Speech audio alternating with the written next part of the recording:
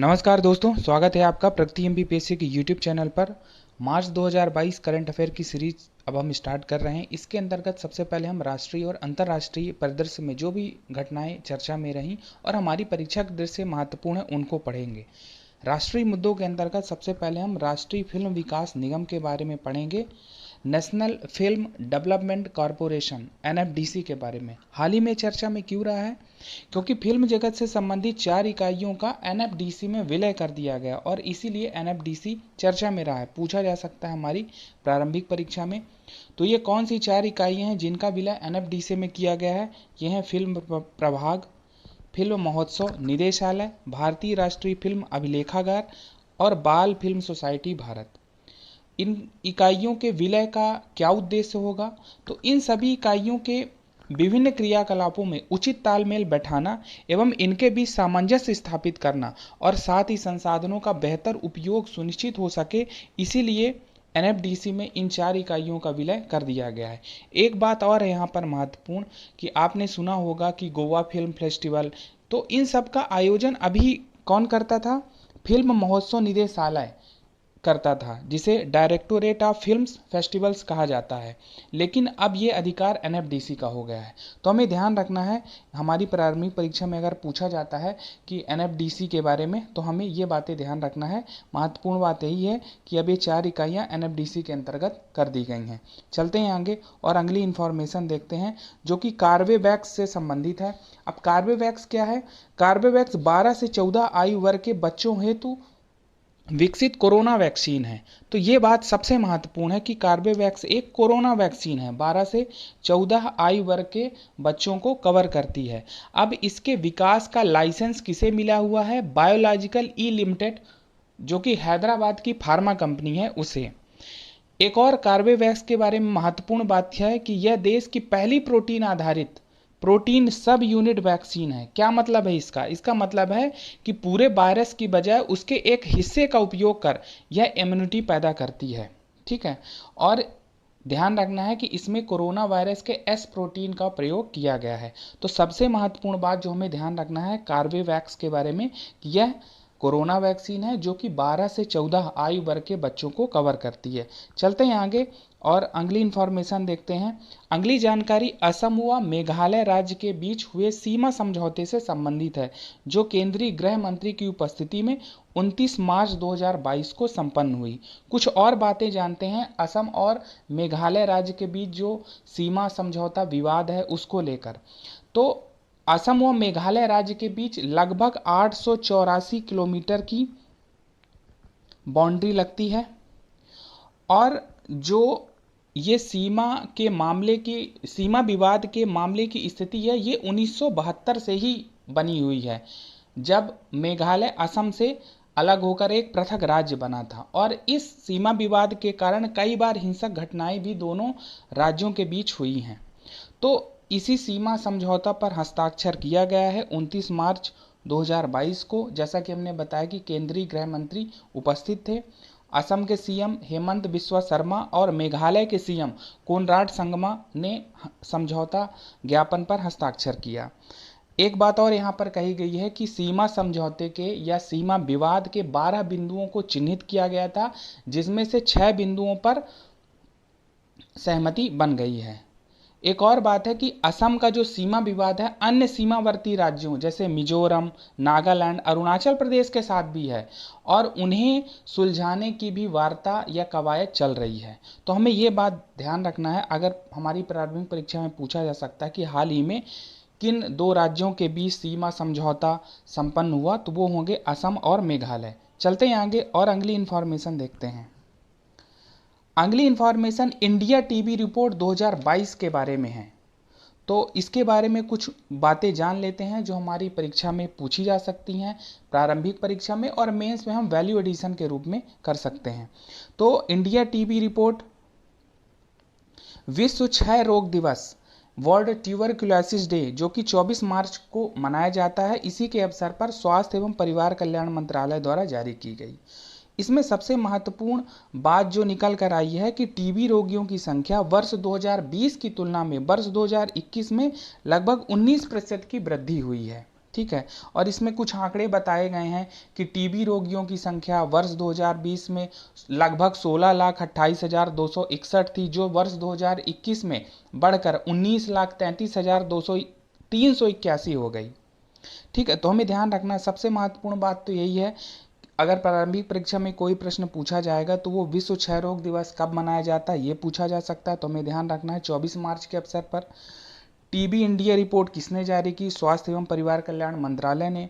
और तीसरी बात यह है कि जो 2021 का आंकड़ा आया है उसमें 2020 की तुलना में 19% की वृद्धि दर्ज की गई है। और कुछ इसमें महत्वपूर्ण बातें हैं जो हमें जानना है कि जैसे भारत ने लक्ष्य किया है वर्ष 2025 तक कि भारत को क्षय रोग मुक्त देश बनाया जा सके, तो ये भी महत्वपूर्ण तथ्य ध्यान रखना है। चलते हैं आगे, अगली जानकारी देखते हैं। अगली जानकारी राजस्थान राज्य से है। एक छोटी सी इंफॉर्मेशन, बस इतना ही ध्यान रखना है कि राजस्थान राज्य में सरकार ने बजट 2022-23 के साथ ही पहली बार कृषि बजट अलग से प्रस्तुत किया है। तो पूछा जा सकता है कि अभी किस राज्य सरकार ने कृषि बजट को अलग से प्रस्तुत किया है, तो हमें ध्यान रखना है कि उसका उत्तर राजस्थान होगा। चलते हैं आगे और अगली इंफॉर्मेशन देखते हैं। अगली इंफॉर्मेशन 5 राज्यों में हुए विधानसभा चुनावों से संबंधित है जो फरवरी मार्च 2022 में संपन्न हुए और इनके निष्कर्ष आए। जो परीक्षा में हमारे पूछा जा सकता है उसी दृष्टिकोण से हम इसमें देख रहे हैं, और भी बातें इसमें हो सकती हैं। जैसे हमारी परीक्षा में क्या पूछा जा सकता है कि किन राज्यों में भी विधानसभा चुनाव संपन्न हुए, विधानसभा सीटों की संख्या संबंधित राज्यों के बारे में पूछी जा सकती है, और मुख्यमंत्रियों के बारे में पूछा जा सकता है। तो उसी प्रकार से हमने यहाँ पर टेबल बनाने की कोशिश की है। तो एक बात यहाँ पर ध्यान रखना कि अभी जो विधानसभा चुनाव संपन्न हुए वो किन किन राज्यों में हुए? उत्तर प्रदेश में, उत्तराखंड में, पंजाब में, गोवा में, मणिपुर में। ठीक है, तो ये बात ध्यान रखना है। तो उत्तर प्रदेश में कितनी विधानसभा सीटें हैं? 403 विधानसभा सीटें हैं। उत्तराखंड में 70, पंजाब में 117, गोवा में 40 और मणिपुर में 60। तो ये बातें आपको ध्यान रखनी है। उत्तर प्रदेश में अभी सीएम कौन बने हैं? योगी आदित्यनाथ, लगातार इनका दूसरा कार्यकाल है। वहीं उत्तराखंड में पुष्कर सिंह धामी, इनका भी दूसरा कार्यकाल है। पंजाब में आम आदमी पार्टी की सरकार आई है और भगवंत मान सीएम बनाए गए हैं। वहीं गोवा में प्रमोद सावंत सीएम बनाए गए हैं और मणिपुर में एन बीरेन्द्र सिंह। तो इनके सीएम का नाम ध्यान रखना है, संबंधित राज्यों की कितनी विधानसभा सीटें हैं वो ध्यान रखना है। तो ये बातें महत्वपूर्ण है हमारी परीक्षा की दृष्टि से। चलते हैं आगे और अगली इंफॉर्मेशन देखते हैं। अगली बात भारत की आर्कटिक नीति 2022 के बारे में है, जो 17 मार्च 2022 को पृथ्वी विज्ञान मंत्रालय द्वारा जारी की गई। और इसका शीर्षक दिया गया है भारत और आर्कटिक सतत विकास के लिए एक साझेदारी का निर्माण। ठीक है, तो इसके शीर्षक को हमें ध्यान रखना है। भारत की आर्कटिक नीति किस मंत्रालय ने जारी की? पृथ्वी विज्ञान मंत्रालय, ये बात ध्यान रखनी है। अब हम भारत की आर्कटिक नीति की कुछ बातें जान लेते हैं जो महत्वपूर्ण है। जैसे भारत की आर्कटिक नीति को लागू करने में शिक्षाविद, अनुसंधान समुदाय, व्यवसाय और उद्योग सहित कई हितधारक इसमें शामिल होंगे। भारत की आर्कटिक नीति 6 स्तंभों पर आधारित है, और इन 6 स्तंभों में अगर हम क्रमशः बात करें तो भारत के वैज्ञानिक अनुसंधान और सहयोग को मजबूत करना, जलवायु और पर्यावरण संरक्षण, आर्थिक और मानव विकास, परिवहन और कनेक्टिविटी, शासन और अंतर्राष्ट्रीय सहयोग, आर्कटिक क्षेत्र में राष्ट्रीय क्षमता निर्माण। तो ये 6 स्तंभों पर आधारित है। अगर हम भारत की आर्कटिक नीति के उद्देश्यों की चर्चा करें तो सबसे महत्वपूर्ण उद्देश्य है कि आर्कटिक क्षेत्र के संबंध में विज्ञान व अन्वेषण, जलवायु व पर्यावरण संरक्षण, समुद्री व आर्थिक सहयोग में राष्ट्रीय क्षमताओं और दक्षताओं को मजबूत करना इसका प्रमुख उद्देश्य है। और भी अन्य उद्देश्य हैं कि आर्कटिक के संबंध में भारत के हितों की खोज में अंतर मंत्रालयी समन्वय करना। एक उद्देश्य है कि ध्रुवीय क्षेत्रों और हिमालय के संबंधों का अध्ययन करना। एक महत्वपूर्ण उद्देश्यों में है कि आर्कटिक परिषद में भारत की भागीदारी को बढ़ावा और आर्कटिक में जटिल शासन संरचनाओं, प्रासंगिक अंतर्राष्ट्रीय कानूनों और क्षेत्र की भू राजनीति की समझ में सुधार करना। और यहीं से आर्कटिक परिषद चर्चा में आ जाता है। तो हम आर्कटिक परिषद के बारे में कुछ जानकारियां जान लेते हैं जो हमारी परीक्षा में पूछे जा सकते हैं। तो आर्कटिक परिषद या आर्कटिक काउंसिल, इसकी स्थापना वर्ष 1996 में ओटावा घोषणा पत्र के द्वारा हुई और इसमें संस्थापक देश 8 माने जाते हैं: Canada, Denmark, Finland, Iceland, Norway, Sweden, रूस, संयुक्त राज्य अमेरिका। और यहाँ पर 13 पर्यवेक्षक देश हैं जिसमें भारत भी शामिल है। भारत के अलावा फ्रांस, जर्मनी, इटली, जापान, चीन, यूके, स्विट्जरलैंड, दक्षिण कोरिया, स्पेन, नीदरलैंड, पोलैंड, ये देश आते हैं। अब आर्कटिक क्षेत्र का क्या महत्व है या आर्कटिक क्षेत्र है क्या, अगर हम इसके बारे में देखें तो आर्कटिक क्षेत्र में सतत विकास और पर्यावरण संरक्षण के मुद्दों पर आर्कटिक देशों, स्वदेशी लोगों के बीच सहयोग, समन्वय और संपर्क को बढ़ावा देने वाली ये प्रमुख अंतर सरकारी मंच है आर्कटिक काउंसिल। अभी आगे आप देखेंगे कि हमने यहाँ पर एक मैप रखा है जिसमें हमने आर्कटिक देशों को दिखाने की कोशिश की है। आप देखेंगे जैसा कि हमने कहा कि आर्कटिक देश कौन कौन से हैं। कनाडा है, आप यहाँ देखें कनाडा है, ये डेनमार्क है, ये आइसलैंड है, यहाँ आप देखेंगे कि नॉर्वे है, ठीक है, ये नॉर्वे है, स्वीडन है, फिनलैंड है, रशिया है, ठीक है, और आप यहाँ देखेंगे कि यहाँ पर यूएसए है। तो ये आर्कटिक देश हैं, इनके बारे में थोड़ा सा हमको ध्यान रखना है, हमारी परीक्षा में पूछे जा सकते हैं। और भी एक महत्वपूर्ण इन्फॉर्मेशन है जो पूछी जा सकती है, राष्ट्रीय ध्रुवीय एवं समुद्री अनुसंधान केंद्र के बारे में, जिसे पृथ्वी विज्ञान मंत्रालय के अंतर्गत स्थापित किया गया है। यह भारत के ध्रुवीय अनुसंधान कार्यक्रम, जिसमें आर्कटिक अध्ययन भी शामिल है, उसके लिए एक नोडल संस्थान है। तो हमें इसके बारे में ध्यान रखना है। अब अगर हम भारत के लिए आर्कटिक अनुसंधान के इतिहास को देखें तो 1920 की पेरिस में हस्ताक्षरित हुई संधि है जिसका नाम है स्वालबार्ड संधि।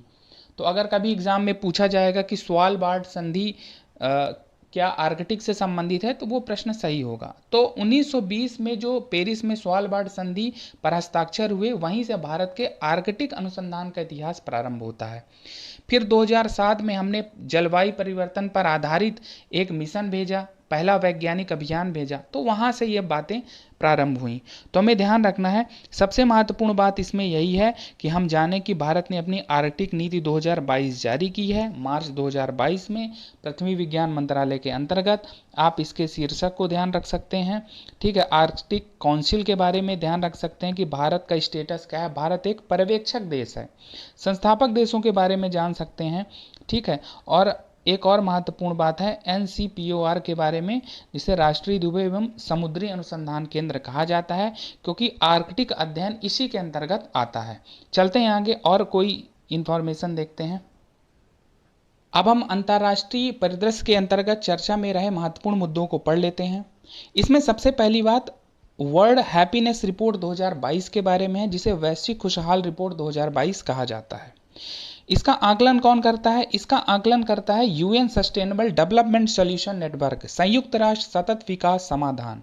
अब इसके बारे में और कुछ बातें जानेंगे तो पहली बार ये रिपोर्ट 2012 में जारी की गई, जो अभी मार्च 2022 की रिपोर्ट है वो 10वीं रिपोर्ट है, ठीक है। अब किन आधारों पर ये विभिन्न देशों को रैंक प्रदान करती है या आकलन करती है, तो वो प्रति व्यक्ति वास्तविक GDP, सामाजिक समर्थन, स्वस्थ जीवन प्रत्याशा, निर्णय लेने की स्वतंत्रता, भ्रष्टाचार की धारणा, ये सब कारक है जिनके आधार पर विभिन्न देशों को रैंक प्रदान किया जाता है। अब अगर हम रिपोर्ट के निष्कर्षों की ओर चलें तो इसमें सबसे पहला स्थान फिनलैंड का है और ऐसा 5वीं बार है लगातार कि फिनलैंड शीर्ष पर है और इसीलिए इसे सर्वाधिक खुशहाल देश कहा जा रहा है, ठीक है। अब अगर हम दूसरे पर देखें तो डेनमार्क है और तीसरे पर आइसलैंड देश है। तो फर्स्ट 3 ये कंट्री हैं, आपको ध्यान रखना है। पहले स्थान पर फिनलैंड, दूसरा डेनमार्क और तीसरा आइसलैंड। सबसे लास्ट पर है अफगानिस्तान और इसे सबसे दुखी राष्ट्र की दर्जा दिया गया है। अगर हम भारत के संदर्भ में देखें कि ये रिपोर्ट क्या कहती है, तो भारत का 146 देशों में 136वां स्थान है। तो ये कोई बहुत अच्छी स्थिति को नहीं दर्शाता और 10 में से भारत का स्कोर 3.77 है। अगर हम 2021 की रिपोर्ट से तुलना करें तो भारत की भी उस समय भी कोई अच्छी स्थिति नहीं थी। भारत 149 देशों में 139वें स्थान पर था। अब अगर हम वर्ष 2022 की रिपोर्ट में भारत के पड़ोसी देशों में भारत की तुलना करें तो चीन की स्थिति 72वीं है, नेपाल 84वें स्थान पर है, बांग्लादेश 94, पाकिस्तान 121, म्यांमार 126 और श्रीलंका 127वें स्थान पर है। यानी भारत अफगानिस्तान को छोड़कर अपने सभी पड़ोसी देशों में सबसे बुरी स्थिति में है। तो ये ध्यान रखना है, ये बातें महत्वपूर्ण हैं। भारत के संदर्भ में रैंक पूछी जा सकती है, वैश्विक खुशहाली रिपोर्ट कौन जारी करता है ये पूछा जा सकता है, फर्स्ट रैंक पे कौन है, लास्ट रैंक पे कौन है, भारत किस रैंक पे है, ये बातें प्रारंभिक परीक्षा में पूछी जा सकती हैं और मेंस में हम वैल्यू एडिशन में ये फैक्ट्स यूज कर सकते हैं। चलते हैं आगे, अगली इंफॉर्मेशन देखते हैं। अगली इंफॉर्मेशन यूएनईपी की वार्षिक फ्रंटियर रिपोर्ट के बारे में है, जिसका शीर्षक है नॉइज ब्लेजेस एंड मिसमैचेस। तो यूएनईपी का मतलब क्या है? यूनाइटेड नेशंस इन्वायरमेंटल प्रोग्राम, संयुक्त राष्ट्र पर्यावरण कार्यक्रम, और मार्च 2022 में उसने अपनी वार्षिक फ्रंटियर रिपोर्ट जारी की है। तो पहली बात तो इसमें यही महत्वपूर्ण है कि पूछा जा सकता है कि फ्रंटियर्स रिपोर्ट कौन जारी करता है। ठीक है, अब शीर्षक जैसा कि हमने बताया कि नॉइज ब्लेजेस एंड मिसमैचेस, और इन्हीं तीनों एलिमेंट पर पर्यावरण बिगाड़ने वाले नए एजेंट के रूप में इस रिपोर्ट में इन्हें चिन्हित किया गया है। ठीक, और इन्हीं पर पूरी रिपोर्ट केंद्रित है। एक बात इसमें महत्वपूर्ण है कि ये जो यूएनईपी की वार्षिक फ्रंटियर्स रिपोर्ट है, इसमें सर्वाधिक शोर वाले विश्व के 61 शहरों का समावेशन किया गया है और उन्हीं 61 शहरों को रैंक प्रदान की गई है। आप इसमें देखेंगे रिपोर्ट के निष्कर्ष में कि सर्वाधिक शोर प्रदूषण वाले शहर, तो पहले स्थान पर बांग्लादेश का ढाका है और यहाँ पर शोर प्रदूषण की अगर हम स्तर देखेंगे तो 118 डेसिबल है। दूसरे स्थान पर भारत का मुरादाबाद है और वहाँ पर आप देखेंगे कि प्रदूषण की जो स्तर है, प्रदूषण का स्तर है 114 dB, और तीसरा स्थान इस्लामाबाद पाकिस्तान का है। तो इसमें सबसे महत्वपूर्ण बात है कि हम फर्स्ट रैंक ध्यान रखें तो बांग्लादेश का ढाका है, और सबसे महत्वपूर्ण बात और है भारत के संदर्भ में, क्योंकि भारत का एक शहर मुरादाबाद है। अब अगर हम सबसे कम शोर प्रदूषण वाले शहरों की बात करें तो उसमें है जॉर्डन का इरबिट। वहाँ पर आप देखेंगे कि प्रदूषण का स्तर कितना है, 60 dB। फिर दूसरे नंबर पर लियोन फ्रांस है, तीसरे नंबर पर मैड्रिड स्पेन है। एक और इसमें महत्वपूर्ण बात कही जाती है कि सर्वाधिक शोर वाले विश्व के 61 शहरों में भारत के 5 शहर इस रिपोर्ट में सम्मिलित किए गए हैं। उसमें मुरादाबाद, कोलकाता, आसनसोल, जयपुर और दिल्ली हैं। तो ये ध्यान रखना है, ये रिपोर्ट भी मेंस वैल्यू एडिशन में काम लाई जा सकती है। और प्री में जैसा कि हमने बात की, क्या पूछा जा सकता है, फर्स्ट रैंक, भारत की क्या स्थिति है, भारत के कितने शहर शामिल किए गए, ये सब बातें पूछी जा सकती हैं। चलते हैं आगे और अगली बात देखते हैं। अगली जानकारी सिप्री की वर्ष 2022 की रिपोर्ट के संदर्भ में है, जो विश्व में हथियारों के बड़े क्रेताओं व विक्रेताओं के संबंध में वार्षिक रूप से अपनी रिपोर्ट जारी करती है। वर्ष 2022 की रिपोर्ट 2017 से 21 के दौरान आंकड़े जो भी मिले हैं या इनके जो भी अनुसंधान रहे हैं उनको ये इस रिपोर्ट के माध्यम से प्रस्तुत करती है। पहले हम थोड़ी बहुत बात सिप्री के बारे में जान लेते हैं कि सिप्री से क्या तात्पर्य है। तो सिप्री का फुल फॉर्म आप देखेंगे, Stockholm International Peace Research Institute. इसकी स्थापना 1966 में स्टॉकहोम स्वीडन में की गई। सिप्री एक स्वतंत्र अंतर्राष्ट्रीय थिंक टैंक है जो सशस्त्र संघर्ष, सैन्य व्यय, हथियारों के व्यापार, हथियार नियंत्रण व निरस्त्रीकरण में अनुसंधान के लिए समर्पित है। तो ये बातें हमें ध्यान रखना है। और ये जो सिप्री की वर्ष 2022 की रिपोर्ट है, मार्च 2022 में जारी की गई है। अब हम इस रिपोर्ट के कुछ निष्कर्ष देख लेते हैं। जैसा कि हमने पहले ही बताया कि ये रिपोर्ट 5 वर्षों की अवधि के लिए अपने आंकड़े जारी कर रही है, 2017 से 21 के लिए। तो अगर हम कुछ महत्वपूर्ण इसमें निष्कर्ष देखें तो पहली बात इसमें यह है कि वैश्विक परिदृश्य में हथियारों के 5 बड़े आयातक देश क्रमशः कौन कौन से हैं? भारत है, सऊदी अरब है, मिस्र है, ऑस्ट्रेलिया है और चीन है। तो ये बात महत्वपूर्ण है क्योंकि इसमें भारत को पहले स्थान पर रखा गया है। अगर हम वर्ष 2016 से 20 का जो इनका पिछला रिपोर्ट है उसके दौरान, उस अवधि के दौरान देखें तो भारत का स्थान दूसरा था, पहले स्थान पर सऊदी अरब था। तो ये ध्यान रखना है। तो अगर ये पूछा जाएगा कि वैश्विक परिदृश्य में हथियारों के सबसे बड़े आयातक में भारत का कौन सा स्थान है, तो वो पहला स्थान है। एक और बात यहाँ बताई गई कि भारत व सऊदी अरब कुल वैश्विक आयात में 11-11% की भागीदारी रखते हैं। अब अगर हम बात करें कि विश्व में हथियारों के 5 बड़े निर्यातक देश कौन से हैं, तो उसमें सबसे पहला नाम आता है अमेरिका का, दूसरा है रूस, फिर फ्रांस, फिर चीन और फिर पांचवा है जर्मनी का। अब अमेरिका विश्व में हथियारों का सबसे बड़ा निर्यातक देश है और ये वैश्विक निर्यात में 39% की हिस्सेदारी रखता है। हालांकि अमेरिका हथियारों का आयात भी करता है, लेकिन हथियारों के आयात में इसका 13वां स्थान है। अब अगर आपको ये जानना हो कि अमेरिका किन देशों से हथियार खरीदता है, तो ये आयात करता है ब्रिटेन से, नीदरलैंड से, फ्रांस से। तो इसमें सबसे महत्वपूर्ण बात जो हमें ध्यान रखना है कि अगर ये पूछा जाए कि विश्व का सबसे बड़ा हथियार निर्यातक देश कौन सा है, तो वो होगा अमेरिका। अब भारत के संदर्भ में भी कुछ और बातें कही गई हैं, उसे देखते हैं कि भारत को हथियारों की आपूर्ति करने वाले अगर शीर्ष देश हम देखें तो उसमें सबसे पहला स्थान रूस का है, फिर फ्रांस है, फिर अमेरिका। रूस भारत के हथियारों की कुल खरीद में 46% की आपूर्ति करता है, वहीं फ्रांस 27% और अमेरिका 12%। तो ये बातें ध्यान रखना है। अब एक बात अगर ये पूछी जाए कि क्या भारत हथियारों का निर्यात भी करता है, तो बिल्कुल भारत हथियारों का निर्यात करता है, लेकिन भारत का निर्यातक देशों में 23वां स्थान है। और हम देखेंगे कि वैश्विक निर्यात में हिस्सेदारी तो 0.2% है। ठीक है, तो बहुत कम है, अभी इसमें बहुत सुधार की आवश्यकता है। अगर हम उदाहरण देखें कि भारत ने अभी किसको हथियार बेचे हैं, तो एक अभी हाल ही में हमने जनवरी 2022 करंट अफेयर में पढ़ा था कि भारत ने ब्रह्मोस मिसाइल किसको दी है, फिलीपींस को दी है। ऐसे ही आकाश मिसाइल की बात चल रही है। तो ये कुछ उदाहरण हैं जो भारत को हथियारों के निर्यातक देश में सम्मिलित करते हैं। तो हमें ध्यान रखना है सिपरी रिपोर्ट के बारे में। तो सिपरी रिपोर्ट के बारे में प्रारंभिक परीक्षा से ज़्यादा महत्वपूर्ण है कि मुख्य परीक्षा में वैल्यू एडिशन में चीज़ें, प्रारंभिक परीक्षा में सिपरी के बारे में स्थापना, ये सब बातें पूछी जा सकती है। इसका संबंध किससे है, इसके बारे में पूछी जा सकता है। भारत सबसे बड़ा आयातक देश है, ये बारे में पूछा जा सकता है। सबसे बड़ा निर्यातक देश कौन है, इसके बारे में चीज़ें पूछी जा सकती हैं। तो ये बातें हमें ध्यान रखना है। चलते हैं आगे और देखते हैं अगली जानकारी। अगली बात बिम्स्टेक के 5वें शिखर सम्मेलन के बारे में है, जो श्रीलंका की मेजबानी में वर्चुअली संपन्न हुआ मार्च 2022 में। ठीक है, अब ये बिम्स्टेक का 5वां शिखर सम्मेलन है। तो पहले हम बिम्स्टेक के बारे में कुछ बेसिक बातें जान लेते हैं कि बिम्स्टेक का तात्पर्य क्या है।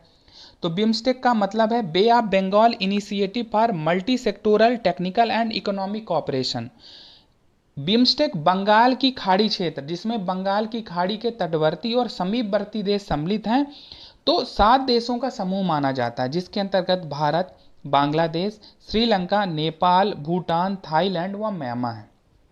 आप यहाँ पर देखेंगे कि थाईलैंड और म्यांमार ये साउथ ईस्ट एशियन कंट्री कहे जाते हैं और भारत, बांग्लादेश, श्रीलंका, नेपाल, भूटान ये साउथ एशियन कंट्रीज कहे जाते हैं। अगर आप यहाँ पर मैप में देखेंगे तो यहाँ पर आप देखेंगे कि जैसे कि हमने कहा कि बिम्स्टेक के जो सदस्य देश हैं वो म्यांमार और थाईलैंड ये साउथ ईस्ट यानी दक्षिण पूर्व एशियाई देश हैं ये। वहीं इंडिया, श्रीलंका, नेपाल, भूटान, बांग्लादेश ये दक्षिण एशियाई देश हैं। तो इनके बारे में थोड़ा ध्यान रखना है कि बिम्स्टेक में कौन कौन से सदस्य देश हैं।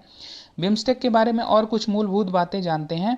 तो बिम्स्टेक की स्थापना कब की गई, 1997 में बैंकॉक घोषणा पत्र के माध्यम से, और इसका सचिवालय ढाका में है। ठीक है, अब एक बात इसमें यह कही जाती है कि ये जो बिम्स्टेक का 5वां शिखर सम्मेलन है ये 4 वर्ष के अंतराल के पश्चात आयोजित किया गया था। ऐसा चौथा सम्मेलन 2018 में काठमांडू, नेपाल में किया गया था। अगर भारत में बात करें कि कब आयोजित किया गया, तो वर्ष 2008 का सम्मेलन, जो कि दूसरा सम्मेलन था, वो नई दिल्ली, भारत में आयोजित किया गया। और इसका पहला सम्मेलन बैंकॉक, थाईलैंड में 2004 में आयोजित किया गया था। तो बस ये बातें हैं, बेसिक जान लेना है। और अगर ध्यान रखना है कि छठा सम्मेलन थाईलैंड की मेजबानी में होगा। अब हम 5वें शिखर सम्मेलन की कुछ महत्वपूर्ण बातें जानते हैं।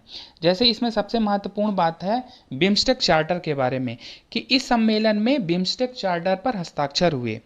इस चार्टर के तहत अब प्रत्येक 2 वर्ष में इस सम्मेलन का आयोजन किया जाएगा और ये चार्टर बिम्स्टेक को एक अंतर्राष्ट्रीय अस्तित्व प्रदान करता है।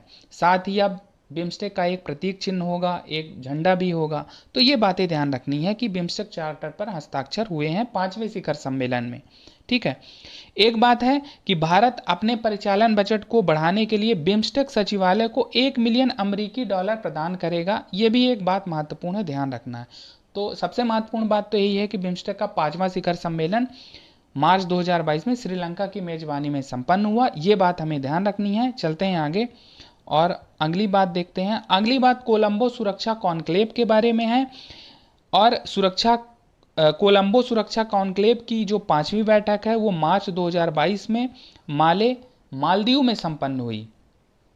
अब अगर हम कोलंबो सुरक्षा सम्मेलन की कुछ मूलभूत बात जाने तो कोलंबो सुरक्षा सम्मेलन एनएसए लेवल मीटिंग है। मतलब यहाँ पर विभिन्न देशों के या सदस्य देशों के राष्ट्रीय सुरक्षा सलाहकार मीटिंग में भाग लेते हैं।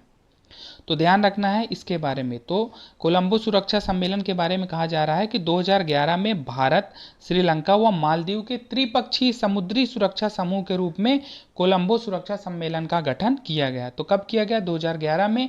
क्या उद्देश्य था? समुद्री सुरक्षा। और कौन कौन से देश थे? भारत, श्रीलंका व मालदीव। ठीक है। अभी जो कोलंबो सुरक्षा कॉन्क्लेव जिसकी 5वीं बैठक मार्च 2022 में मालदीव में हुई है, अगर हम उसकी बातें करें तो सबसे महत्वपूर्ण बात यह है कि मॉरिशस को चौथे सदस्य के रूप में शामिल किया गया है। तो पहले 3 सदस्य कौन कौन? भारत, श्रीलंका, मालदीव। अब मॉरिशस चौथा होगा। वहीं बांग्लादेश व सेशल्स पर्यवेक्षक राष्ट्र, ऑब्जर्वर कंट्री के रूप में इसमें भाग लिए। तो ये बातें ध्यान रखना है। और भी इसमें अगर बातें करेंगे तो ये जो कोलंबो सुरक्षा सम्मेलन था, 5वीं बैठक इसकी, इसमें 5 स्तंभों को चिन्हित किया गया क्षेत्रीय सुरक्षा के नज़रिए से, जिसमें समुद्री सुरक्षा है, आतंकवाद व कट्टरवाद पर प्रहार की बात कही गई है, तस्करी व अंतर्राष्ट्रीय संगठित अपराधों का मिलजुल कर सामना करने की बात कही गई है, साइबर सुरक्षा, आपदा राहत, इन सब बातों पर इसमें चर्चाएं की गई। तो ये बातें ध्यान रखना है। चलते हैं आगे और भी महत्वपूर्ण बातें देखते हैं। अगली महत्वपूर्ण बात दक्षिण कोरिया के नए राष्ट्रपति के बारे में जो हाल ही में निर्वाचित हुए हैं। उनका नाम है यून सुक यॉल। तो पूछा जा सकता है कि यून सुक यॉल के बारे में कि ये किस देश के राष्ट्रपति हैं। ठीक है। तो यून सुक यॉल दक्षिण कोरिया के नए राष्ट्रपति निर्वाचित हुए हैं। अब ये पीपल्स पावर पार्टी के हैं। दक्षिण कोरिया में राष्ट्रपति का कार्यकाल 5 वर्ष का होता है। एक महत्वपूर्ण बात है दक्षिण कोरिया में कि दक्षिण कोरिया की संवैधानिक व्यवस्था के अनुसार कोई भी राष्ट्रपति लगातार दूसरे कार्यकाल हेतु तो चुनाव नहीं लड़ सकता। तो ये बातें हैं, ध्यान रखना है। सबसे महत्वपूर्ण बात तो यही है कि हम यून सुक यॉल के बारे में जानें कि वो दक्षिण कोरिया के नए राष्ट्रपति निर्वाचित हुए हैं मार्च 2022 में। चलते हैं आगे, अगली इन्फॉर्मेशन देखते हैं। अगली इन्फॉर्मेशन चीन में यात्री विमान बोइंग 737 के दुर्घटनाग्रस्त होने से है। और इसमें बताया गया कि चालक दल सहित 132 लोगों की मृत्यु हो गई यहाँ। ठीक है। तो ये जो चीन की ईस्टर्न एयरलाइंस का विमान है बोइंग 737, ये 21 मार्च 2022 को दुर्घटनाग्रस्त हो गया।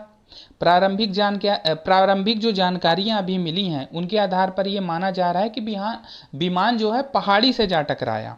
ठीक है। और इसीलिए दुर्घटना हो गई।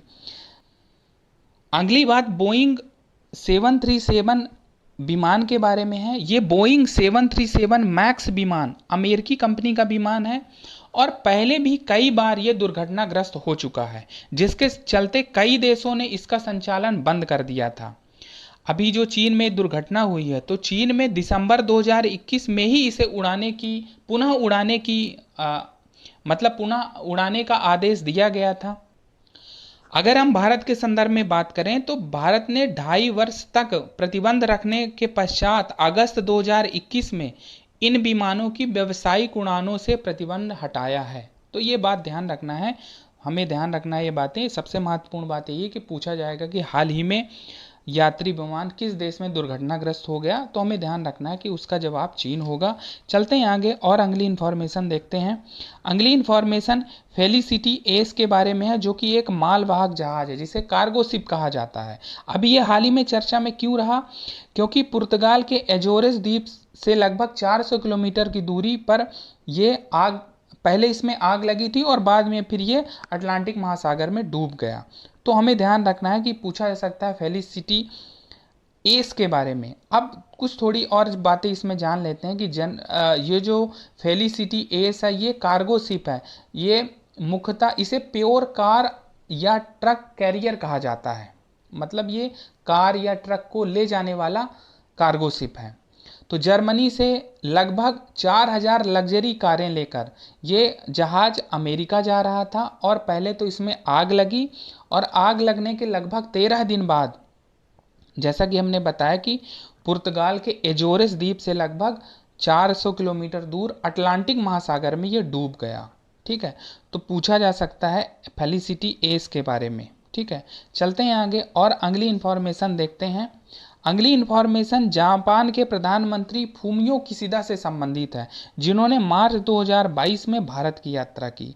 और ये भारत की यात्रा भारत से द्विपक्षीय शिखर वार्ता जो कि 14वीं है उसके सिलसिले में हुई। ज्ञात हो कि जो फूमियो किशिदा हैं जापानी पीएम, अभी अक्टूबर 2021 में पीएम का पद संभालने के बाद इन्होंने पहली विदेशी यात्रा भारत की ही की है। तो ध्यान रखना है, पूछा जा सकता है कि फूमियो किशिदा ने भारत की यात्रा कब की या किस देश की, अपनी पहली विदेश यात्रा कौन सी की, तो ये बातें पूछी जा सकती है।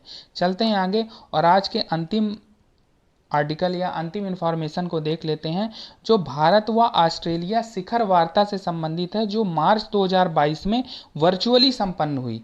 इसमें एक सबसे महत्वपूर्ण बात है कि ऑस्ट्रेलिया ने भारत की 29 प्राचीन धरोहरों को भारत को लौटाया, जिसमें मूर्तियां, चित्रकला, तस्वीरें आदि सम्मिलित है। तो पूछा जा सकता है कि हाल ही में किस देश ने भारत की प्राचीन धरोहरों को लौटाया है, तो वो ऑस्ट्रेलिया होगा। अगर आप ये देखें कि ऑस्ट्रेलिया के इस समय वर्तमान प्रधानमंत्री कौन है मार्च की स्थिति तक, स्कॉट मॉरिसन। तो ध्यान रखना है ये बातें। आर्थिक प्रदेश के अंतर्गत सबसे पहली बात सस्टेनेबल डेवलपमेंट गोल्स रिपोर्ट 2021 के बारे में है, जो मार्च 2022 में संयुक्त राष्ट्र संघ द्वारा जारी की गई है। तो संयुक्त राष्ट्र संघ द्वारा जारी सतत विकास रिपोर्ट के बारे में हम प्रारंभिक और मुख्य परीक्षा दोनों ही दृष्टिकोण से पढ़ने का प्रयास करेंगे। तो चलते हैं, प्रारंभ करते हैं। सतत विकास लक्ष्य रिपोर्ट, जैसा कि हमने बताया कि जारीकर्ता कौन है, संयुक्त राष्ट्र संघ, और वर्ष 2021 की रिपोर्ट कब जारी हुई है, मार्च 2022 में। क्या उद्देश्य है इस रिपोर्ट का, तो हम जानते हैं कि सतत विकास लक्ष्य सितंबर 2015 में स्वीकार किए गए। तो सतत विकास लक्ष्यों को प्राप्त करने के मामले में विभिन्न देशों की क्या स्थिति रही है, उन्हीं स्थिति का मूल्यांकन करती है यह रिपोर्ट। ठीक है, अब इस रिपोर्ट का जो मान है वो 0 से 100 के बीच है। अगर कोई भी देश 100 अंक अर्जित कर लेता है तो इसका अर्थ है कि उसने 17 लक्ष्यों को प्राप्त करने में 100% सफलता प्राप्त कर ली है। तो हमें ध्यान रखना है।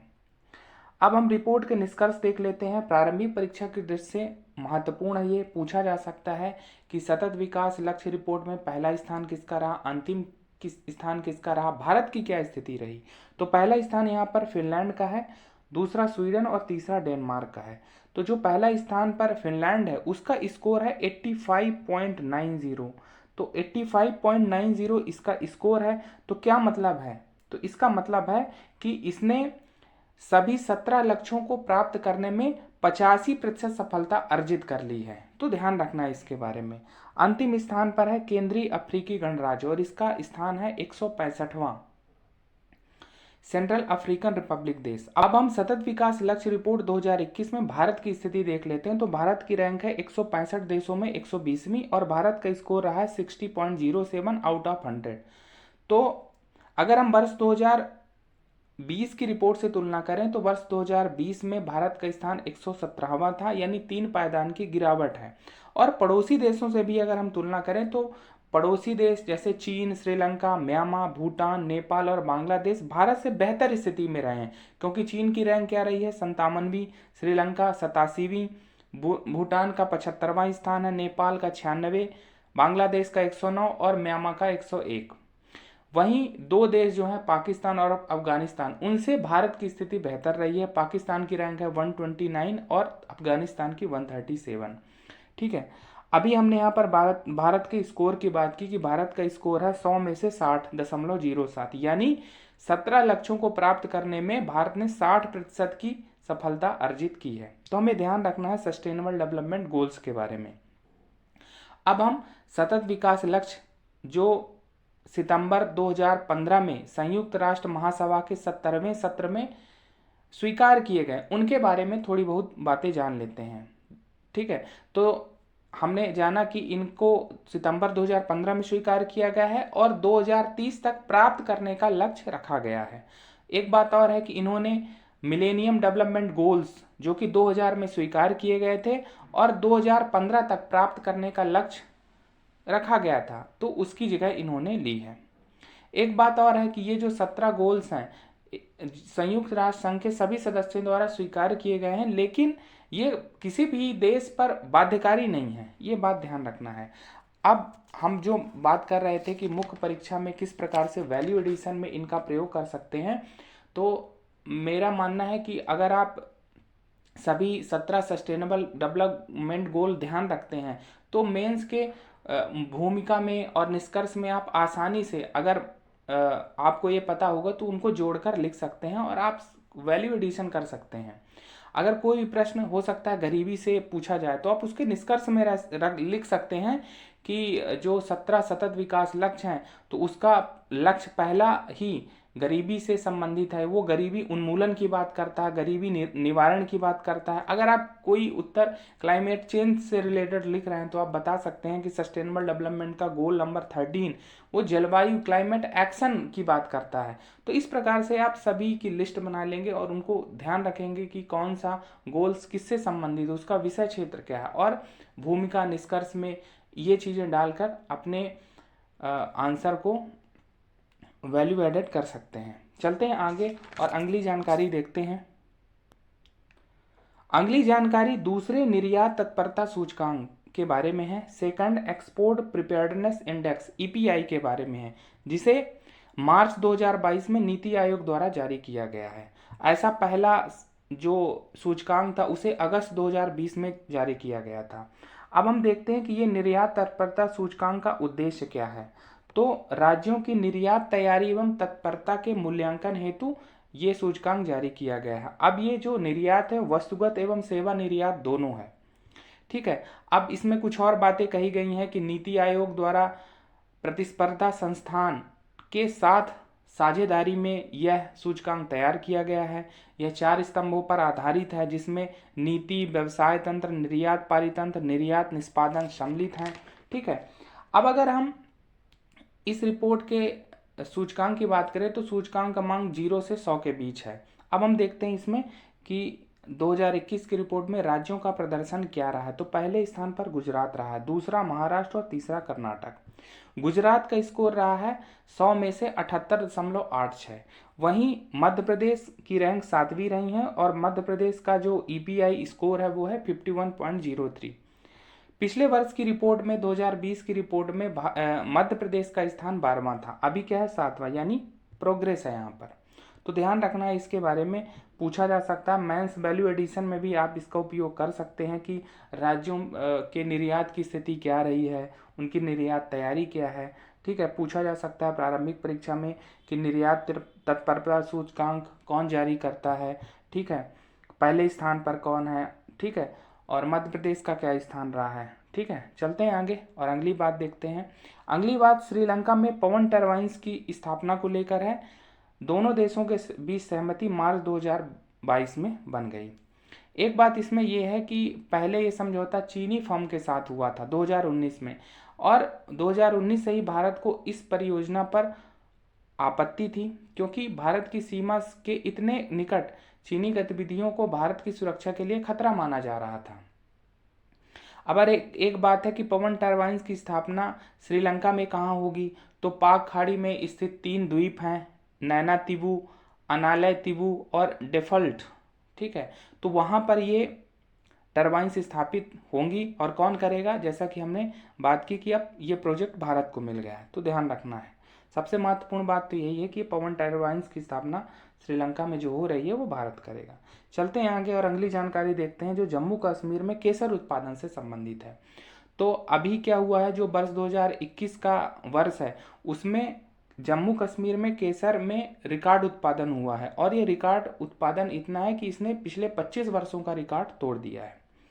इसमें सबसे महत्वपूर्ण बात जानने के लिए है कि अगर पूछा जाएगा कि भारत में केसर उत्पादन में पहला राज्य कौन है, तो वो होगा जम्मू कश्मीर। तो ये बात जरूर ध्यान रखना है। चलते हैं आगे, अगली बात देखते हैं। अगली बात MV लाल बहादुर शास्त्री जो कि मालवाहक जहाज है उससे संबंधित है। अभी इस मालवाहक जहाज ने बांग्लादेश के रास्ते असम हेतु अपनी पायलट यात्रा पूरी की। कब की बात है? फरवरी मार्च 2022। तो इस यात्रा का महत्व क्या है? पूर्वोत्तर राज्यों के लिए अंतर्देशीय जल परिवहन के एक नए युग की शुरुआत इस पायलट यात्रा से मानी जा रही है। ठीक है, तो और इसमें कुछ बात कही गई है कि ये जो मालवाहक जहाज है इसने भारतीय खाद्य निगम के लिए 200 मीट्रिक टन गेहूं ढोया। और महत्व जैसा कि हमने बताया कि अंतर्देशीय जल परिवहन इसका महत्वपूर्ण महत्व। तो पूछा जा सकता है motor vehicle light Lal Bahadur Shastri जो कि मालवाहक जहाज है उसके बारे में। ज्ञान एवं प्रौद्योगिकी के क्षेत्र में जो भी मुद्दे चर्चा में रहें उन्हें हम पढ़ेंगे। तो सबसे पहली बात ICGS सक्षम को लेकर है। तो यहाँ पर ICGS का मतलब है इंडियन कोस्ट गार्ड शिप, भारतीय अपतटीय गश्ती पोत। तो ICGS सक्षम स्वदेश निर्मित भारतीय अपतटीय गश्ती पोत है जिसका निर्माण गोवा शिपयार्ड लिमिटेड द्वारा किया गया। ठीक है, कुछ और बातें कही जा रही हैं ICGS सक्षम के बारे में कि इसकी क्लास क्या है, 105M यानी 105 metre of sole patrol vessel है ये। और ये 5वां व अंतिम गश्ती पोत है 105M क्लास का। ठीक है, 4 अन्य कौन कौन से हैं? सचेत, सुजीत, सार्थक व सजग। तो ध्यान रखना है, पूछा जा सकता है ICGS सक्षम के बारे में। तो ये क्या है? इंडियन कोस्ट गार्ड शिप है और ये स्वदेश निर्मित है। चलते हैं आगे और अगली जानकारी देखते हैं। अगली जानकारी IMEX 2022 के बारे में है। अगर इसको IMEX के बारे में समझें तो ये IONS मैरीटाइम एक्सरसाइज 2022 है। अब हम IONS क्या है इसको देख लेते हैं। तो IONS का फुल फॉर्म है इंडियन ओशियन नवल सिंपोजियम और IMEX 2022 ये हिंद महासागर नौसेना संगोष्ठी के संयुक्त समुद्री अभ्यास का पहला ही संस्करण है जो मार्च 2022 में गोवा के तट के निकट अरब सागर में संपन्न हुआ। तो ध्यान रखना है IMEX 2022 का संचालन कहाँ हुआ? गोवा के तट के निकट अरब सागर में। पूछा जा सकता है इसके बारे में। अब क्या उद्देश्य है इसका?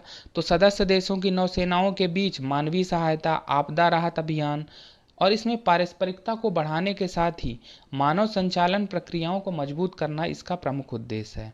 अब इसमें IMEX 2022 में 25 देशों ने भाग लिया जिसमें भारत भी शामिल है।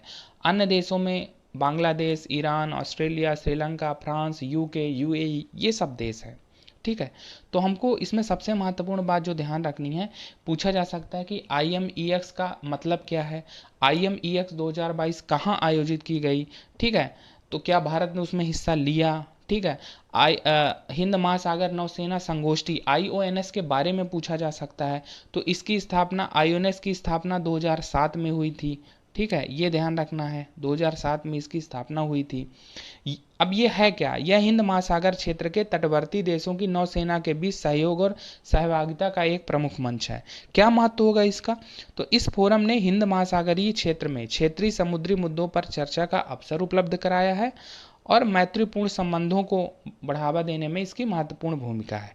तो ध्यान रखना है IMEX 2022 के बारे में। ठीक है, पूछा जा सकता है इसके बारे में। चलते हैं आगे और भी देखते हैं बातें। अगली बात वायु शक्ति 2022 के बारे में है।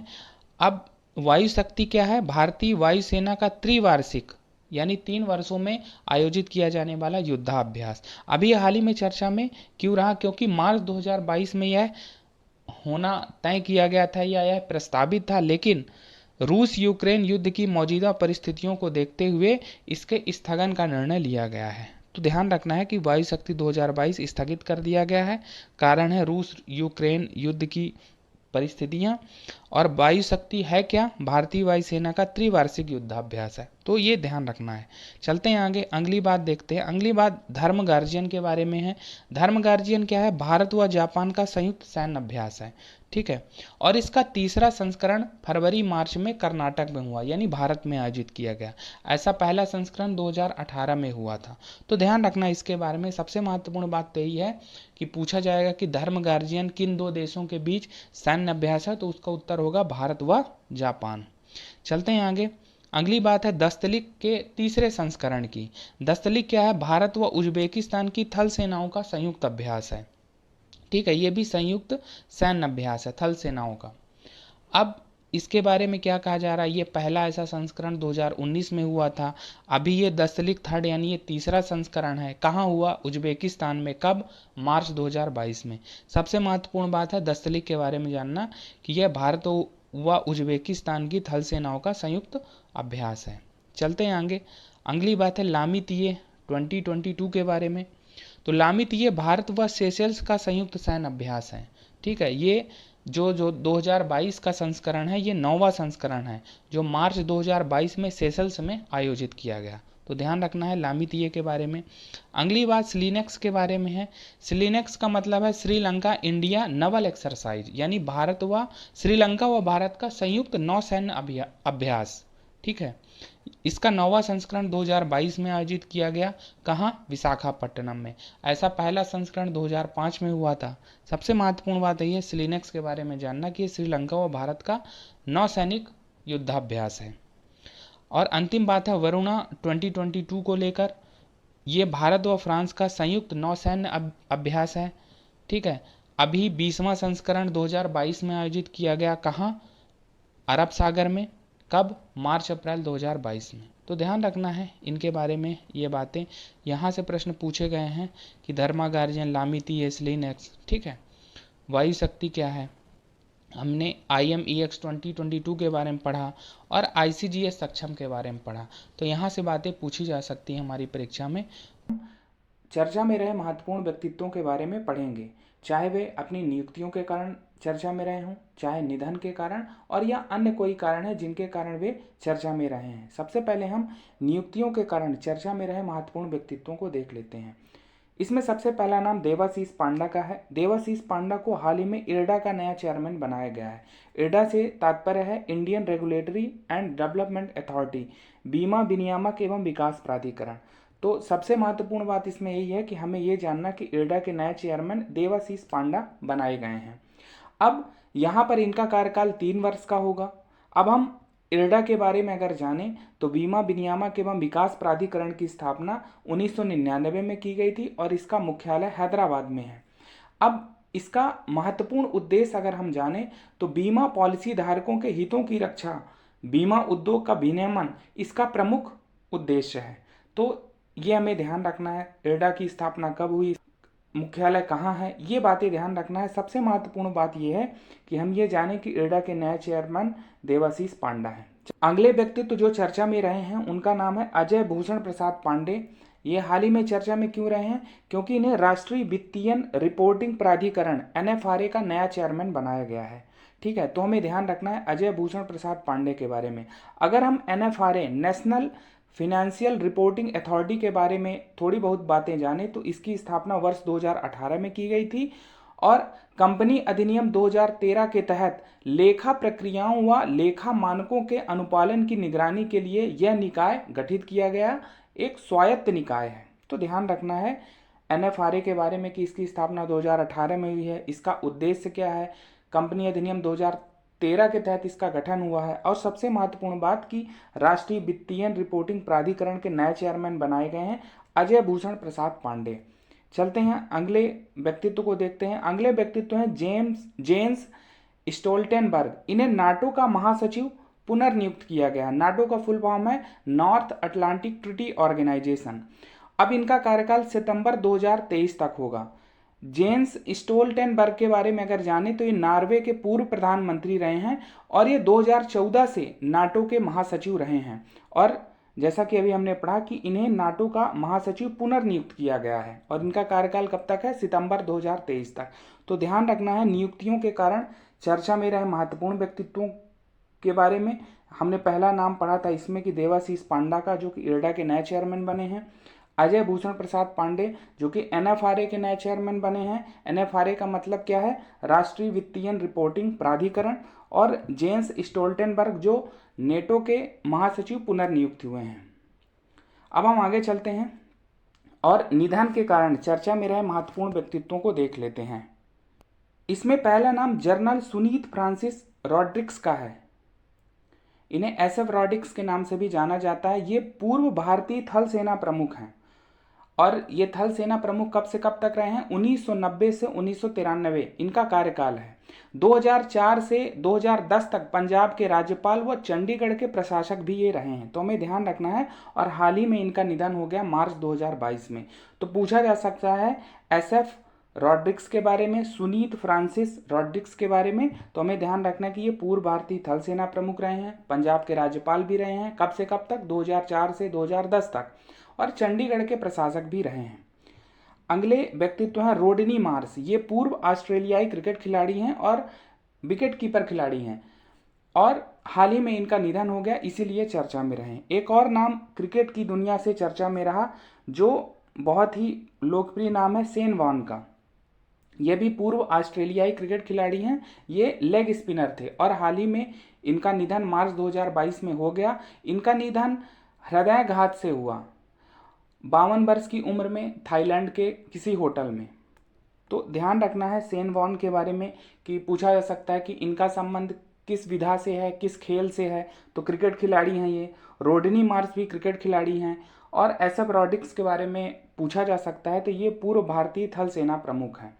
अब हम आगे चलते हैं और अन्य व्यक्तित्वों को देखते हैं जो किसी कारणवश चर्चा में रहे हैं। जैसे पहला नाम है चित्रा रामकृष्णा का। तो चित्रा रामकृष्णा हाल ही में चर्चा में क्यों रही हैं? तो Chitra Ramkrishna National Stock Exchange, राष्ट्रीय स्टॉक एक्सचेंज में अपने कार्यकाल के दौरान गोपनीय सूचनाएं लीक करने के मामले में सीबीआई द्वारा गिरफ्तार कर ली गई और इसीलिए चर्चा में रही हैं। तो एनएसई में इनका कार्यकाल कब से कब तक आया है? 2013 से 2016 तक। किस पद पर थी ये? प्रबंध निदेशक सह सीईओ इस पद पर थी। और मार्च 2022 में गोपनीय सूचनाओं को लीक करने के मामले में सीबीआई द्वारा इन्हें गिरफ्तार कर लिया गया और इसीलिए चर्चा में रही। तो पूछा जा सकता है चित्रा रामकृष्णा के बारे में, तो हमें ध्यान रखना है कि ये नेशनल स्टॉक एक्सचेंज में सीएमडी के पद पर थी। अगला नाम है अमन लेखी का। अमन लेखी चर्चा में क्यों रहे हैं? अमन लेखी अतिरिक्त सॉलिसिटर जनरल भारत सरकार थे।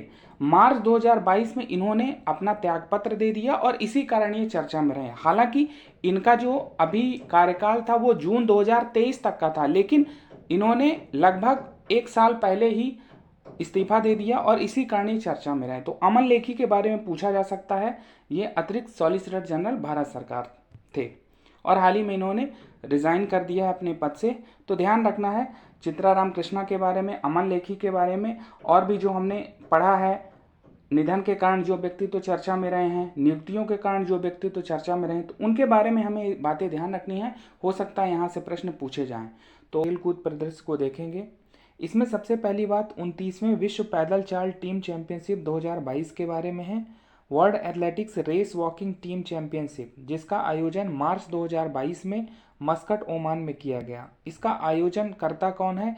अंतर्राष्ट्रीय एथलेटिक्स महासंघ, international association of athletics federation. इसकी स्थापना 1912 में हुई थी और इसका जो मुख्यालय है वो मोनाको में है और मोनाको एक यूरोपीय देश है। एक बात और है मोनाको के बारे में कि यह फ्रांस व इटली के बीच स्थित दुनिया का दूसरा सबसे छोटा देश है। चलते हैं वापस और 29वें विश्व पैदल चाल टीम चैंपियनशिप में पदक तालिका को देख लेते हैं। तो पदक तालिका में पहला स्थान चीन का है और चीन ने सर्वाधिक 13 पदक अर्जित किए, जिसमें 6 स्वर्ण, 4 रजत और 3 कांस्य पदक हैं। वहीं दूसरा स्थान इक्वाडोर का रहा, उसने 3 पदक अर्जित किए और स्पेन का रहा, उसने 6 पदक। अब आप यहाँ पर देखेंगे कि इक्वाडोर 3 पदक के साथ दूसरे नंबर पर है। तो ध्यान रखना है कि जो रैंक निर्धारित होती है वो स्वर्ण पदक से होती है। तो इक्वाडोर ने यहाँ पर 3 स्वर्ण जीते, इसलिए इसकी रैंक स्पेन से आगे है। वहीं स्पेन ने 1 स्वर्ण, 2 रजत और 3 कांस्य पदक जीते हैं। अब अगर हम इस चैंपियनशिप में भारत की स्थिति देखें तो भारत 9वीं पोजीशन पे रहा है और भारत ने एक कांस्य पदक जीता है। भारत के संदर्भ में एक महत्वपूर्ण बात यह है कि भारत की भावना जाट, रवीना मुनीता प्रजापति की जोड़ी ने इस चैंपियनशिप में महिलाओं की 20 किलोमीटर पैदल चाल टीम स्पर्धा में कांस्य पदक जीता। जैसा कि अब हमने बात की कि भारत एक कांस्य पदक इसमें जीत पाया, और यह पदक इसलिए भी महत्वपूर्ण है क्योंकि विश्व पैदल चाल टीम चैंपियनशिप के 61 वर्षों के इतिहास में भारतीय महिलाओं का यह पहला ही पदक है। ये ध्यान रखने वाली बात है, इसलिए ये महत्वपूर्ण हो जाता है, पूछा जा सकता है। अब इसमें एक प्रश्न क्या पूछा जा सकता है कि भावना जाट, रवीना मुनीता प्रजापति का संबंध किस खेल से है, तो हमें ध्यान रखना है कि इनका संबंध पैदल चाल खेल से है। ठीक है, और जैसा कि हमने कहा कि 61 वर्षों के इतिहास में भारतीय महिलाओं का यह पहला पदक है। तो इससे पूर्व हम देखें कि वर्ष 2012 में भारत के केटी इरफान, सुरेंद्र सिंह व बाबू भाई केसर भाई पनूचा की टीम ने 2012 में विश्व पैदल चाल चैंपियनशिप में पुरुषों की 20 किलोमीटर प्रतिस्पर्धा में कांस्य पदक जीता था। तो ठीक है, ये पुरुषों ने जीता था, लेकिन महिलाओं के लिए पहली उपलब्धि है, तो ध्यान रखना है इसके बारे में। सबसे महत्वपूर्ण बात जो है भारत के ही संदर्भ में है कि भारत की क्या पोजीशन है। एक महत्वपूर्ण बात यह है कि ये विश्व पैदल चाल टीम चैंपियनशिप का आयोजन कहाँ हुआ, तो आयोजन स्थल से प्रश्न पूछे गए हैं। पदक तालिका में पहले स्थान पर कौन रहा, भारत की क्या पोजीशन रही, और ये जो खिलाड़ी हैं भावना जाट, रवीना मुनीता प्रजापति, इनके बारे में पूछा जा सकता है। चलते हैं आगे और अगली जानकारी देखते हैं। अगली जानकारी all England open badminton championship 2022 के बारे में है, जिसका आयोजन मार्च 2022 में बर्मिंघम इंग्लैंड में किया गया। ये जो all England open badminton championship है, ये विश्व की प्राचीनतम बैडमिंटन प्रतियोगिताओं में से एक है, इसलिए इसका महत्व है। अब अगर हम यहाँ पर देखें कि पुरुष एकल विजेता कौन रहे हैं, तो विक्टर एक्सेलसेन डेनमार्क के खिलाड़ी हैं और इन्होंने भारत के लक्ष्य सेन को हराया। विक्टर एक्सेलसेन अभी वर्तमान में विश्व चैंपियन है बैडमिंटन के। ठीक है, लेकिन यहाँ पर सबसे महत्वपूर्ण बात भारत के संदर्भ में ये है कि ऐसा 21 वर्ष के अंतराल के बाद ऐसा पहली बार हुआ है कि कोई भारतीय पुरुष शटलर इस चैंपियनशिप के फाइनल में पहुंचा है। तो ये ध्यान रखना, इसीलिए यहाँ पर जो लक्ष्य सेन है महत्वपूर्ण हो जाते हैं, क्योंकि इन्होंने 21 वर्ष के अंतराल के पश्चात सेमीफाइनल खेला है। कुछ और बातें इसके बारे में कि भारत के अब तक 2 पुरुष खिलाड़ी प्रकाश पादुकोण व पुलैला गोपीचंद ने इस चैंपियनशिप में खिताब जीतने में सफलता अर्जित की है। प्रकाश पादुकोण ने वर्ष 1980 में और पुलैला गोपीचंद ने वर्ष 2001 में इस चैंपियनशिप का खिताब जीता है। और जो अभी लक्ष्य सेन है वो फाइनल में विक्टर एक्सेलसेन से हार गए। लेकिन महत्वपूर्ण बात है, तो पूछा जा सकता है all England open badminton championship के बारे में, लक्ष्य सेन के बारे में पूछा जा सकता है कि इनका संबंध किस खेल से है। तो ये बातें हमें ध्यान रखना है। चलते हैं आगे। अगली बात जर्मन ओपन बैडमिंटन टूर्नामेंट 2022 के बारे में है, जिसका आयोजन जर्मनी देश में मार्च 2022 में किया गया और इस टूर्नामेंट में लक्ष्य सेन उप विजेता रहे। तो महत्वपूर्ण बात इसमें यह कि लक्ष्य सेन के बारे में जानना कि ये बैडमिंटन खिलाड़ी हैं। आगे चलते हैं, स्विस ओपन से संबंधित बात देखते हैं। स्विस ओपन 2022 जो कि मार्च 2022 में स्विट्जरलैंड के बासेल शहर में आयोजित किया गया, और इसमें सबसे महत्वपूर्ण बात भारत के संदर्भ में है कि भारत की पीवी सिंधु ने महिला एकल खिताब जीता, और इसी के साथ ही वर्ष 2022 का यह उनका दूसरा खिताब है। जनवरी 2022 करंट अफेयर की सीरीज में हमने पढ़ा था कि सैयद मोदी इंटरनेशनल टूर्नामेंट का खिताब जनवरी 2022 में जो कि लखनऊ में आयोजित हुआ था, उस खिताब को पीवी सिंधु ने ही जीता था। तो इस दृष्टि से यह उनका वर्ष 2022 का दूसरा खिताब है। ध्यान रखना है कि स्विस ओपन 2022 में महिला एकल खिताब भारत की पीवी सिंधु ने जीता है। पीवी सिंधु के खेल से संबंधित प्रश्न ही पूछा जा सकता है कि पीवी सिंधु का संबंध किस खेल से है, तो हमें ये बातें ध्यान रखना है। ठीक है, कि ये बैडमिंटन खेल से संबंधित है। आगे चलते हैं और अगली बात देखते हैं। अगली बात ISSF वर्ल्ड कप 2022 के बारे में है। ISSF से मतलब है इंटरनेशनल शूटिंग स्पोर्ट्स फेडरेशन। अब ये ISSF वर्ल्ड कप 2022 का आयोजन काहिरा, मिस्र या इजिप्ट में हुआ। कब से कब तक हुआ? फरवरी मार्च 2022 में। अब इसमें जो महत्वपूर्ण बातें हैं उन्हें हम देख लेते हैं। एक बात इसमें यह कही जाती है कि ये 2022 के शूटिंग वर्ल्ड कप का स्टेज 1 है। ठीक है, अब हम पदक तालिका देखते हैं। तो सबसे महत्वपूर्ण बात पदक तालिका में कि भारत ने इसमें पहला स्थान अर्जित किया है। 7 पदक भारत ने अर्जित किए, जिसमें 4 स्वर्ण, 2 रजत और 1 कांस्य है। वहीं दूसरा स्थान नॉर्वे का रहा और तीसरा फ्रांस का रहा। अब हम ये देख लेते हैं कि भारत के किन खिलाड़ियों ने 4 स्वर्ण पदक अर्जित किए हैं। तो यहाँ पर ये बात समझने की बात है कि ये 4 स्वर्ण जिन खिलाड़ियों ने जीते हैं तो उनसे संबंधित प्रश्न पूछे जा सकते हैं। जैसे पूछा जा सकता है कि सौरभ चौधरी का संबंध किस खेल से है, या रानी सरनोबत, ईशा सिंह, ये सब खिलाड़ी जिन्होंने स्वर्ण पदक अर्जित किया है उनसे संबंधित खेलों को पूछा जा सकता है। तो हम देख लेते हैं कि ये भारत ने जो 4 स्वर्ण पदक जीते हैं किन किन स्पर्धाओं में जीते हैं। तो सौरभ चौधरी जिन्होंने पुरुषों की 10 मीटर एयर पिस्टल स्पर्धा में स्वर्ण पदक जीता है। वहीं रानी सरनोबत, ईशा सिंह, रिदम सांगवान की महिला टीम ने 25 मीटर पिस्टल एयर स्पर्धा में स्वर्ण पदक जीता। तीसरा स्वर्ण पदक रिदम सांगवान व अनीस भानवाला की मिश्रित टीम ने 25 मीटर रैपिड फायर पिस्टल में स्वर्ण पदक अर्जित किया। वहीं ईशा सिंह, श्री निवेथा व रुचिता विनरकर ने महिलाओं की 10 मीटर एयर पिस्टल टीम स्पर्धा में स्वर्ण पदक जीता। तो हमें ये नाम ध्यान रखना है क्योंकि इनसे संबंधित प्रश्न पूछे जा सकते हैं। और महत्वपूर्ण बात इसमें यह है कि जो ISSF वर्ल्ड कप 2022 जिसका आयोजन काहिरा मिस्र में किया गया उसमें भारत पहले रैंक पर रहा। तो ये बातें महत्वपूर्ण हैं। चलते हैं आगे, देखते हैं अगली बात सीनियर राष्ट्रीय शतरंज चैंपियनशिप 2022 के बारे में है, जिसका आयोजन फरवरी-मार्च 2022 में कानपुर उत्तर प्रदेश में किया गया। अब इसमें कौन कौन सी बातें महत्वपूर्ण हैं। अब 58वीं सीनियर राष्ट्रीय शतरंज चैंपियनशिप में पुरुष वर्ग का खिताब किसने जीता है? अर्जुन एरिगेसी, ये 18 वर्षीय खिलाड़ी हैं। वहीं 47वीं सीनियर राष्ट्रीय शतरंज चैंपियनशिप में महिला वर्ग का खिताब जीता है दिव्या देशमुख ने, ये 17 वर्षीय खिलाड़ी हैं। तो ये दो नाम ध्यान रखना है, पूछा जा सकता है दिव्या देशमुख के बारे में, अर्जुन एरिगेसी के बारे में कि इनका संबंध किस खेल से है। तो इनका संबंध शतरंज खेल से है। ठीक है, एक चीज ये ध्यान रखना है कि 47वीं सीनियर राष्ट्रीय शतरंज चैंपियनशिप में महिला वर्ग का खिताब दिव्या देशमुख ने जीता, लेकिन वहीं पर 3rd पोजीशन पे रही हैं प्रियंका नुटक्की। तो प्रियंका नुटक्की क्यों चर्चा में रही? क्योंकि ये भारत की 23वीं महिला ग्रैंड मास्टर भी हैं। तो ये ध्यान रखना है, प्रियंका नुटक्की, दिव्या देशमुख, ठीक है, अर्जुन एरिगेसी, इनके बारे में चीज़ें पूछी जा सकती हैं और इनसे संबंधित खेल के बारे में पूछा जा सकता है। तो हमें ये बातें ध्यान रखनी है। चलते हैं आगे और भी बातें देखते हैं। अगली बात world para athletics grand prix 2022 के बारे में है, जिसका आयोजन दुबई UAE में किया गया। अब इसमें दो महत्वपूर्ण बातें हैं। प्रणव प्रशांत देसाई के बारे में हमें जानना है। ये दिव्यांग धावक हैं। अब ये किस लिए चर्चा में रहे? क्योंकि भारत के लिए इन्होंने world para athletics grand prix जिसका आयोजन 2022 में दुबई में किया गया उसमें इन्होंने देश के लिए पहला स्वर्ण पदक जीता। दूसरी बात यह है कि इसमें अन्य स्वर्ण पदक विजेता कौन कौन से रहे हैं? सोमेश्वर राव समुद्री, इन्होंने लंबी कूद में स्वर्ण पदक जीता।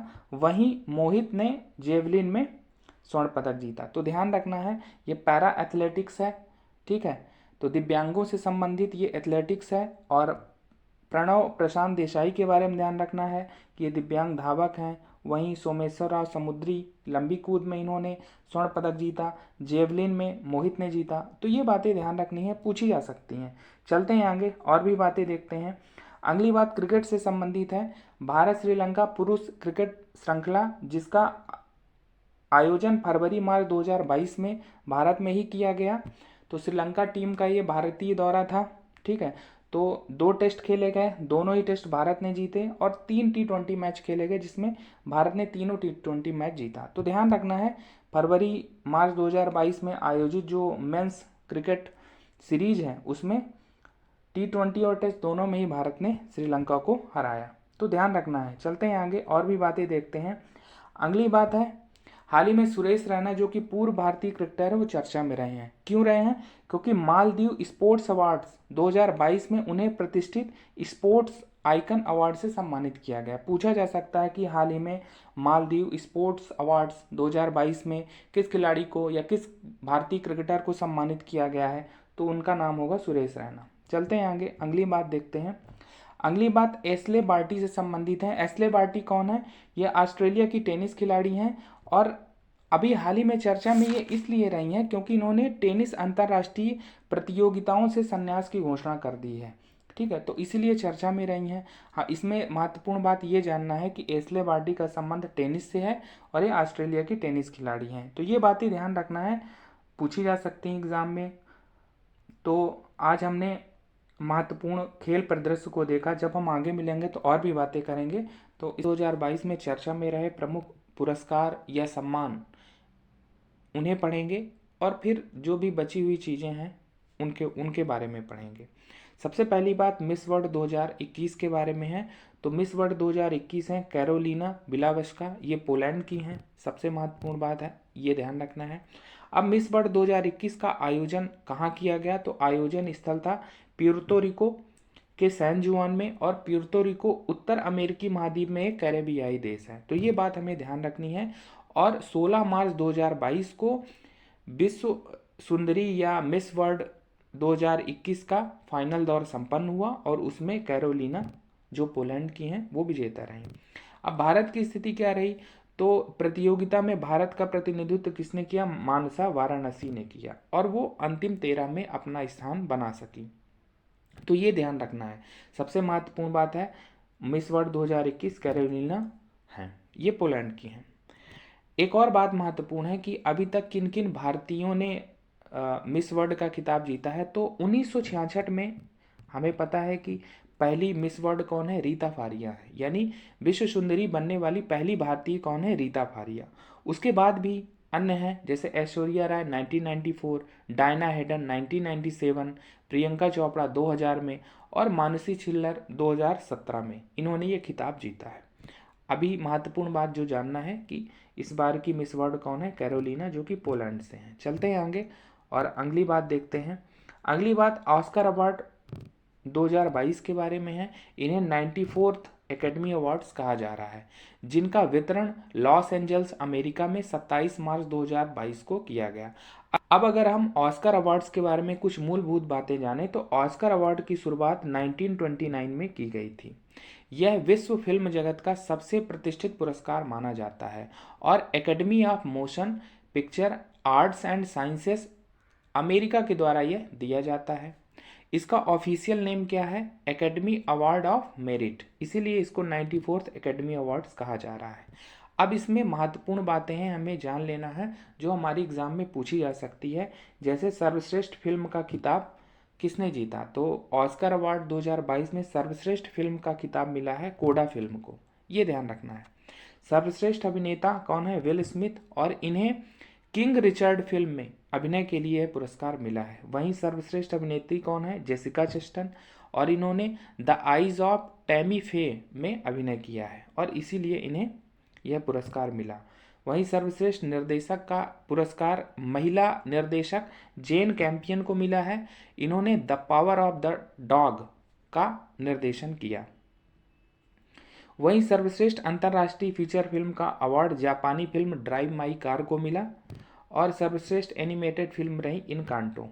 तो ये सब महत्वपूर्ण बातें, ये हमें ध्यान रखना है, एग्जाम में पूछा जा सकता है। सर्वश्रेष्ठ फिल्म का अवार्ड ऑस्कर में किसे मिला? सर्वश्रेष्ठ अभिनेता, सर्वश्रेष्ठ अभिनेत्री। एक प्रश्न ऑस्कर अवार्ड्स में भारत के प्रतिनिधित्व को लेकर भी पूछे जाते हैं रहे हैं। ठीक है, तो यहाँ पर कुछ बातें जानना है कि भारत की कौन सी फिल्म ऑस्कर के लिए नॉमिनेट हुई और किस लेवल तक पहुँच पाई। ठीक है, तो भारत की कूजंगल फिल्म है, ये तमिल फिल्म है, ये नॉमिनेट की गई थी ऑस्कर के लिए, लेकिन ये सर्वश्रेष्ठ अंतर्राष्ट्रीय फिल्म श्रेणी की प्रतिस्पर्धा में पहले दौर में चयनित 15 फिल्मों में भी स्थान नहीं बना सकी। इसमें महत्वपूर्ण बात ये जानना है कि भारत की तरफ से कूजंगल, जो कि एक तमिल फिल्म है, उसको ऑस्कर के लिए नॉमिनेट किया गया था। दूसरी बात है इसमें कि राइटिंग विद फायर, ये भारतीय डॉक्यूमेंट्री फिल्म है और सर्वश्रेष्ठ डॉक्यूमेंट्री फिल्म की श्रेणी में नामांकित होने में ये सफल तो रही, लेकिन अंत में ये पुरस्कार नहीं जीत सकी। तो ये बातें ध्यान रखना है कि राइटिंग विद फायर ये भारतीय डॉक्यूमेंट्री फिल्म है, कूजंगल ऑस्कर के लिए नॉमिनेट होने वाली फिल्म थी। तो ये बातें ध्यान रखना है। एक और इसमें महत्वपूर्ण बात है जो है ट्राई कोत्सुर के बारे में। ये ऑस्कर पुरस्कार जीतने वाले पहले मूक बधिर पुरुष अभिनेता है और इन्होंने सर्वश्रेष्ठ सहायक अभिनेता का पुरस्कार जीता है। तो ध्यान रखना है ये बातें, ऑस्कर पुरस्कार के बारे में महत्वपूर्ण बातें ये सब जो भी हैं हमने चर्चा कर ली हैं। चलते हैं आगे और देखते हैं अगली बात। 75वें बाफ्टा फिल्म अवार्ड्स 2022 के बारे में है। बाफ्टा का फुल फॉर्म है British academy film and television arts award 2022।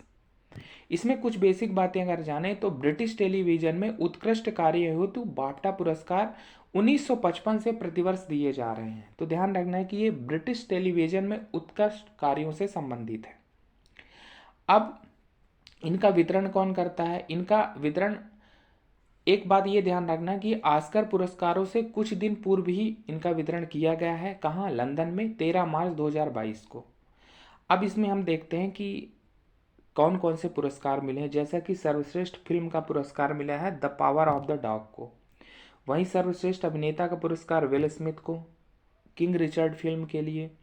सर्वश्रेष्ठ अभिनेत्री का पुरस्कार मिला है जोआना स्कैनलॉन को और इन्होंने आफ्टर लव में अभिनय किया है। आफ्टर लव फिल्म का नाम है। वहीं सर्वश्रेष्ठ निर्देशक का पुरस्कार मिला है जेन कैंपियन को the power of the dog में निर्देशन के लिए। ठीक है। एक और कैटेगरी है सर्वश्रेष्ठ गैर अंग्रेजी फीचर फिल्म, यानी इसको बोलेंगे best film not in the English language, और ये जापानी फिल्म ड्राइव माई कार को मिला है। एक और कैटेगरी है आउटस्टैंडिंग ब्रिटिश फिल्म, ये बेलफास्ट फिल्म को मिला है। तो ये बातें ध्यान रखनी है। तो चलते हैं आगे। और एक चीज़ और इसमें महत्वपूर्ण बात है बाफ्टा फिल्म पुरस्कार के बारे में कि ब्रिटिश सिनेमा में उत्कृष्ट योगदान के लिए लाइफ टाइम अचीवमेंट पुरस्कार और बाफ्टा की फेलोशिप, जो कि बाफ्टा का सर्वोच्च सम्मान है, इस वर्ष किसी को भी नहीं दिया गया है। यानी लाइफ टाइम अचीवमेंट और जो बाफ्टा की फेलोशिप है इस बार नहीं दी गई है, ये ध्यान रखना है। चलते हैं आगे और एबल प्राइज़ 2022 के बारे में पढ़ लेते हैं। तो एबल प्राइज़ 2022 ये गणित के क्षेत्र का नोबेल कहा जाता है और वर्ष 2022 का पुरस्कार किसे मिला है?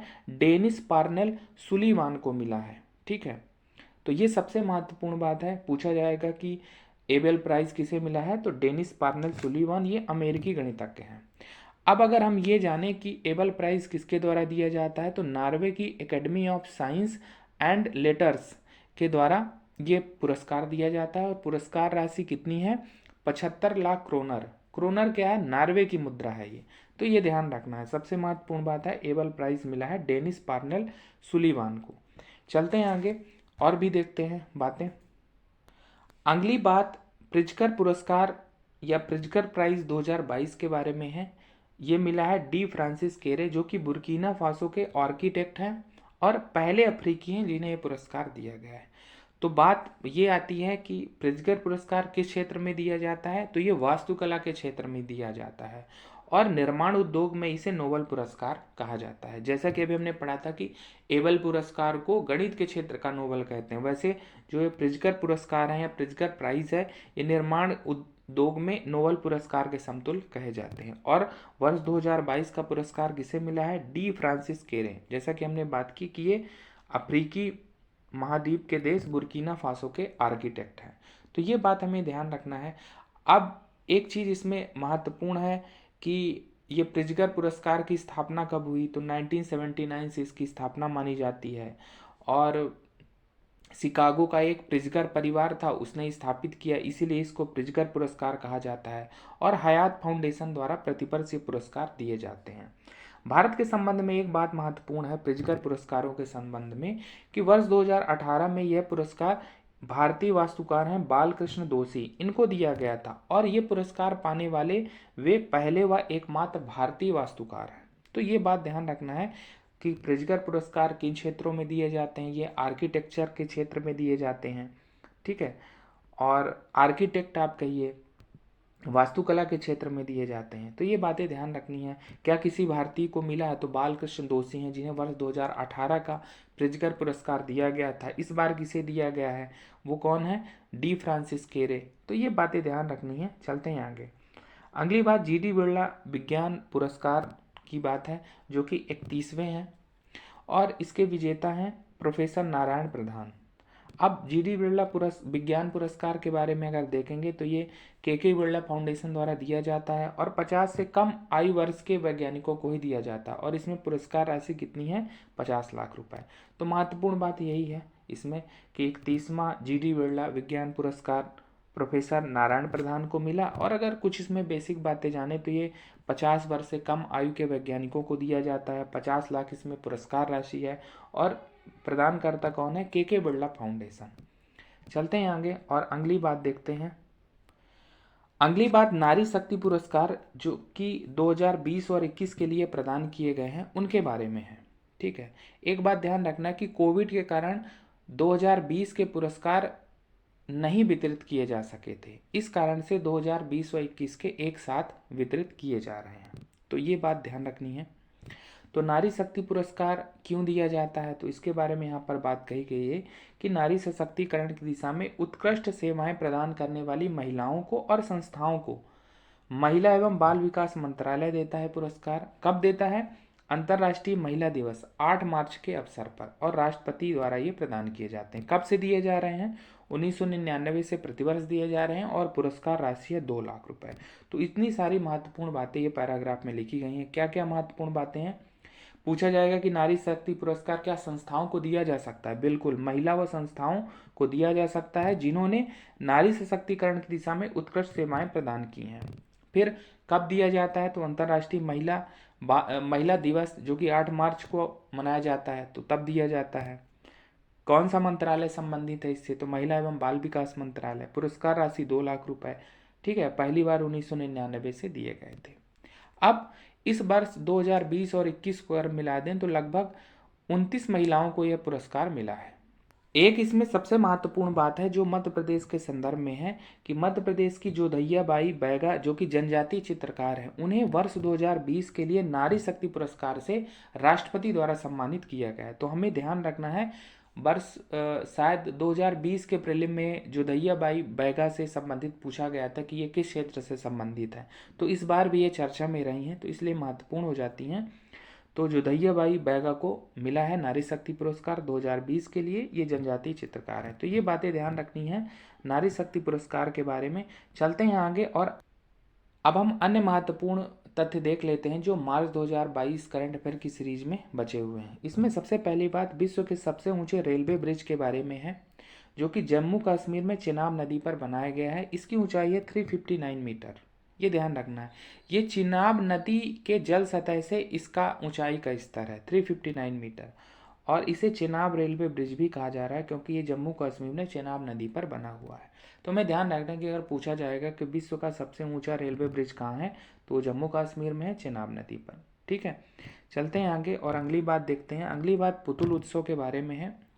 तो पुतुल उत्सव कब मनाया गया, कहाँ मनाया गया, ये बातें पूछी जा सकती है। तो भारत के 5 बड़े शहरों में जो कि दिल्ली है, वाराणसी है, हैदराबाद है, अंगुल है और अगरतला है, यहाँ पर संगीत नाटक अकादमी द्वारा विश्व कठपुतली दिवस 21 मार्च को पुतुल उत्सव मनाया गया। पुतुल उत्सव का मतलब यही है कि ये कठपुतली से संबंधित है। ठीक है, तो विश्व कठपुतली दिवस कब मनाया जाता है, 21 मार्च को, और उसी दिन ही पुतुल उत्सव इन 5 शहरों में संगीत नाटक अकादमी द्वारा मनाया गया। तो पूछा जा सकता है। चलते हैं आगे और एक बात देखते हैं,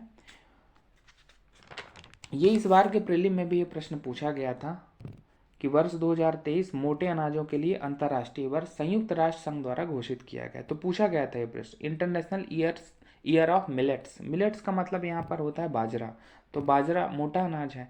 तो ध्यान रखना है कि मोटा अनाज आए या बाजरे के लिए अंतर्राष्ट्रीय वर्ष आए या अंतर्राष्ट्रीय पोषक अनाज वर्ष आए तो वो सभी में यही माना जाएगा। तो वर्ष 2023 मोटे अनाजों के लिए अंतर्राष्ट्रीय वर्ष, इसे भारत द्वारा प्रस्तावित किया गया था और 70 से अधिक देशों द्वारा ये समर्थित था और महासभा में ध्वनि मत से ही ये पारित हो गया और इसीलिए संयुक्त राष्ट्र संघ द्वारा इसे घोषित किया गया। महत्वपूर्ण बात यही थी इसमें कि वर्ष 2023 जो है मोटे अनाजों के लिए अंतर्राष्ट्रीय वर्ष के रूप में संयुक्त राष्ट्र संघ द्वारा घोषित किया गया है। आगे चलते हैं और अगली बात देखते हैं।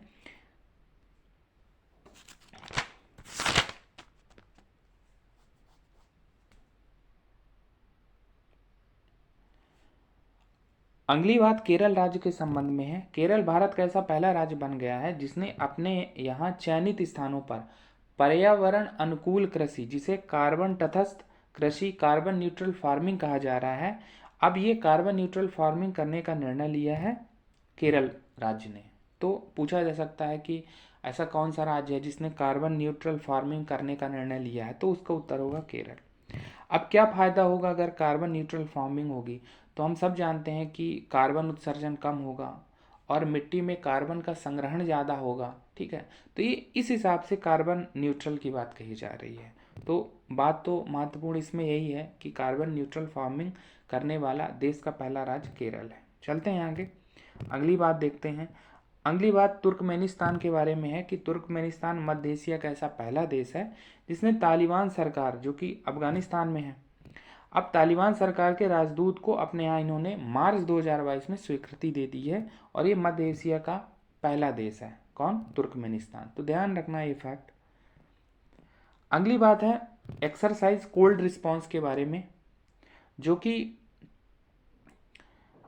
नेटो मिलिट्री एक्सरसाइज भी इसे कहा जाता है और इसका आयोजन नॉर्वे में किया गया है और इसमें यूरोप व उत्तरी अमेरिका के 27 देशों ने इस संयुक्त सैन्य अभ्यास में भाग लिया। तो पूछा जा सकता है एक्सरसाइज कोल्ड रिस्पॉन्स के बारे में कि इसका आयोजन कब हुआ, तो मार्च अप्रैल 2022 में हुआ, ठीक है। आयोजन स्थल क्या था? नॉर्वे। और इसके बारे में पूछा जा सकता है कि एक्सरसाइज कोल्ड रिस्पॉन्स क्या है, तो ये नेटो मिलिट्री एक्सरसाइज है, ठीक है। तो ध्यान रखना है ये बातें। अगली बात है हासोंग 17 के बारे में। ये उत्तर कोरिया की ICBM है, यानी अंतर महाद्वीपीय बैलिस्टिक मिसाइल है, ठीक है। विशेषज्ञ इसे मास्टर मिसाइल भी कह रहे हैं। क्यों? क्योंकि उत्तर कोरिया की अब तक की ये सबसे बड़ी ICBM है, अंतर महाद्वीपीय बैलिस्टिक मिसाइल। तो इसकी मारक क्षमता कितनी है? 5500 से 16,000 किलोमीटर के क्षेत्र में एक से अधिक परमाणु हथियार ले जाने की इसकी मारक क्षमता है। तो ध्यान रखना है, अगर हासोंग 17 के बारे में पूछा जाएगा तो ये उत्तर कोरिया की ICBM है। चलते हैं आगे। एक अगली बात यूक्रेन में स्थित भारतीय दूतावास के बारे में है कि यूक्रेन में रूसी आक्रमण की परिस्थितियों के अंतर्गत भारत ने अपने यूक्रेन स्थित दूतावास को वारसा, पोलैंड में अस्थायी रूप से स्थानांतरित कर दिया। कब? मार्च 2022 में। तो ये ध्यान रखना है कि पूछा जा सकता है कि मार्च 2022 में भारत ने यूक्रेन में स्थित अपने दूतावास को किस अन्य देश में स्थानांतरित कर दिया, तो उसका उत्तर होगा पोलैंड, और पोलैंड के किस शहर में? वारसा। चलते हैं आगे, एक और जानकारी देखते हैं। अगली जानकारी स्विस इंटरनेशनल एयरलाइंस के बारे में है। यह सोलर एविएशन ईंधन का प्रयोग करने वाली विश्व की पहली एयरलाइन होगी। वर्ष 2023 से यह इसका संचालन प्रारंभ करेगी। तो ध्यान रखना है, बहुत इंपॉर्टेंट नहीं है लेकिन हमको पता होना चाहिए कि ऐसी बातें हो रही हैं कि सोलर एविएशन फ्यूल भी यूज में लाया जा रहा है, ठीक है। चलते हैं आगे और लास्ट देख लेते हैं इसमें global centre for traditional medicine GCTM। इसकी स्थापना भारत के गुजरात के जामनगर में होगी और इसके लिए जो समझौता हुआ है WHO और भारत के बीच हुआ है, ठीक है।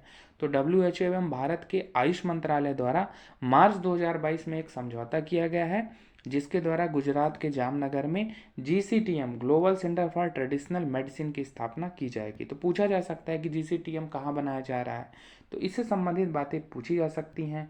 तो इस प्रकार से आज हमने मार्च 2022 में चर्चा में रहे महत्वपूर्ण पुरस्कार और सम्मान, जैसे कि ऑस्कर अवार्ड, बाफ्टा पुरस्कार, मिस वर्ल्ड, ये सब पढ़ा और अन्य बातें पढ़ी जो अभी छूट गई थी। तो इस प्रकार से आज की कक्षा में इतना ही। जब हम आगे मिलेंगे तो फिर और बातें करेंगे। धन्यवाद।